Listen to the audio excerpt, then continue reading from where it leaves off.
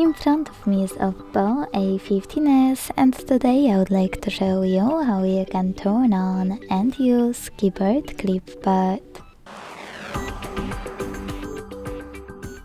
Begin by launching your keyboard and clicking on Clipboard at the top of it. Then use this switcher at the top right corner to activate it, and go back by tapping on this arrow at the top left one. Now to use Clipboard, copy or cut any text, and to paste it right away, click on it at the top of your keyboard. To paste it later on, click on Clipboard and tap on your text here. To pen it, use this pen, so sorry misclick.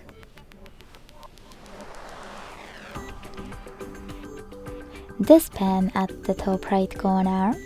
Select your text and tap on pin icon. You can unpin it the same way. To delete it, tap on the pen, select your text and click on pin icon next to the pin one. To disable Clipboard completely, use the same switcher as before.